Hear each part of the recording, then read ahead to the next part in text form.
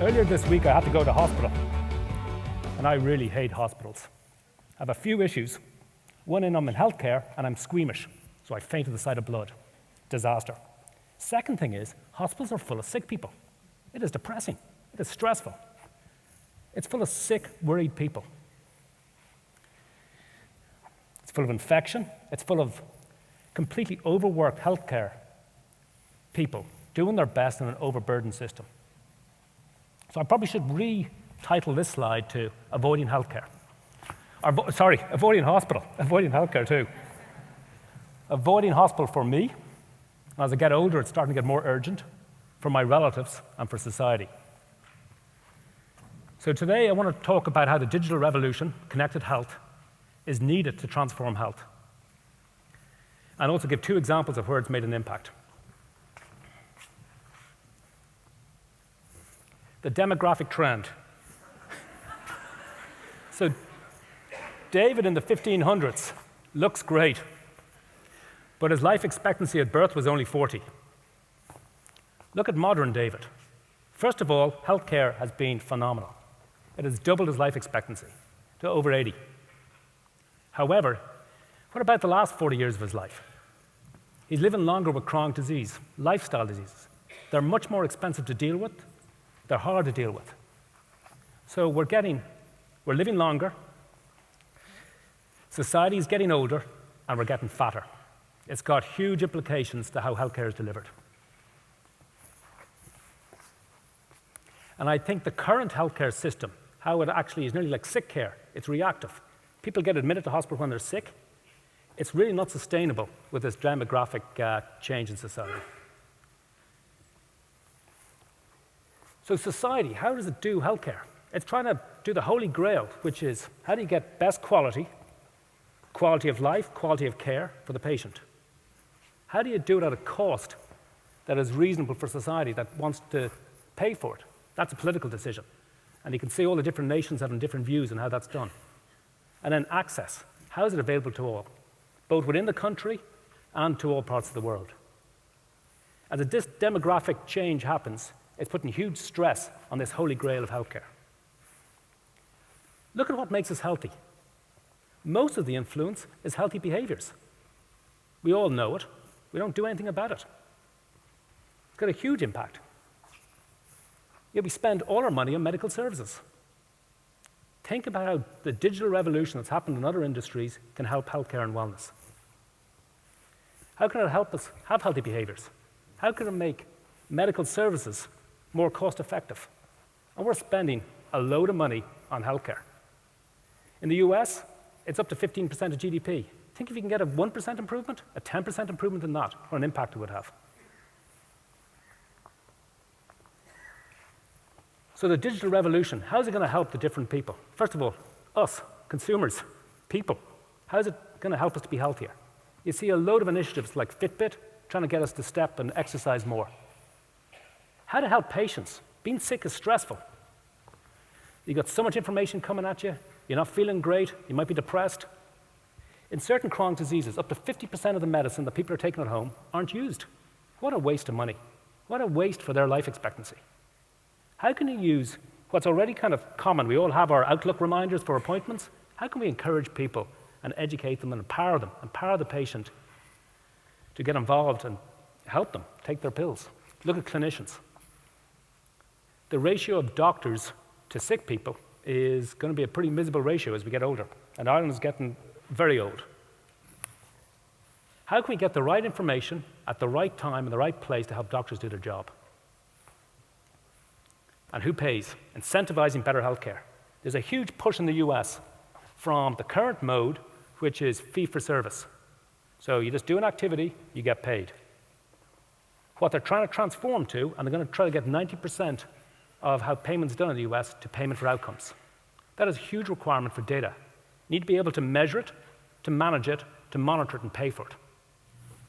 And as medicine gets more precise, we need to get the insights of big data to tailor healthcare for the individual. There's huge examples. IBM Watson has been mentioned.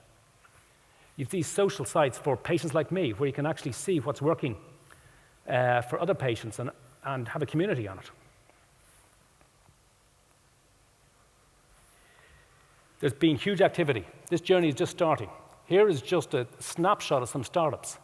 They're raising money, they're raising significant money, they're getting acquired, and they're IPOing. And this slide doesn't even capture where the real investment is, which is large medical device companies and pharma companies realizing they need to do a better offering. Payment for outcomes is going to change, that they need to prove that what they're doing actually helps us. So I'm going to give two examples. One example is how connectivity can help us sleep better. So on the left side, wellness. So what is wellness? I think it's a combination of sleep, diet, and exercise. We all know about diet and exercise. Sleep is an unmet need. 10% of us are chronic insomniacs. We have 50 million sleeping pills a year. $5 billion market. However, most of sleeping problems are actually bad sleeping habits. How can you change how you sleep to improve it? I co-founded a company with a great team from UCD, and we developed a non-contact sensor to monitor your sleep and breathing in your home and give you personalized advice on your phone using clinically proven methods of how to improve your sleep. We actually used completely non-contact sensor. We talked about parking sensors as you reverse. So we actually adapted a parking sensor, very low cost, to be able to be used to monitor your chest wall movement. We designed it in Ireland, manufactured it in China, sold it in Japan, and sold it in the Apple stores in the US. We got bought by ResMed, which is the leading sleep company, 2011. And ResMed has been a phenomenal transformer of connectivity. They provide therapy for a disease called sleep apnea, when you have difficulty breathing at night. And they provide a pressure support at night. There's the person sleeping there with the box beside them. But it's hard to use. People need to learn how to use it. They have over 1 million units in the field sending data up on your individual use case to the cloud and giving you personalized advice how to improve your usage. Extraordinary. I'm going to go to a second example. So I'm over 40. So 1 in 4 of us over 40 are going to develop heart failure. Heart failure is your pump of your heart isn't functioning so well. The body responds by actually building up fluid. And the main therapy interventions are actually how to control that fluid balance. And if the body for some reason gets out of whack, you get a fluid overload, damages your organs, goes on your lungs, it's difficult to breathe, and you get emergency admitted to hospital. There's over 1 million emergency admissions a year in the US. But when you get discharged, 25% of you are going to be back inside the hospital within 30 days. 50% of you within a year. What a misery. Misery for the patient, miserable for the doctor, miserable for society trying to pay for this. And I talked about the demographic trend. It's $30 billion in the US, going to double by 2030. This is a tsunami of challenges for us as a society. Look what this startup did. A company called CardioMEMS. They developed a small sensor the size of a paperclip to put in beside your heart. And every day, they got a signal that measured your status and transmitted it to the doctor, giving the right information at the right time, at the right place, for the doctor to do his job. The results are extraordinary. They reduced hospitalization by over 30%. This is not a new therapeutic target. This is just getting information at the right place at the right time. This would be a blockbuster drug. This is part of the future of medicine. So why am I based in Ireland? I love it, but also it's a great place to do work. To do this, it requires huge collaboration intersections between the medical device industry, the ICT industry, pharma industry, clinical trials, the gaming industry. There's a huge activity going on in Ireland. There's some great examples. Health Beacon, helping on compliance. Health Excel, providing collaboration. Blue Bridge, providing the infrastructure. So probably I'll challenge you all with all different experiences that for all of us, for me, get involved in connected health.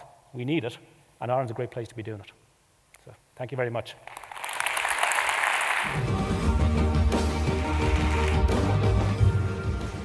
Want to be in the audience next time? Click here for tickets to Inspirefest 2017.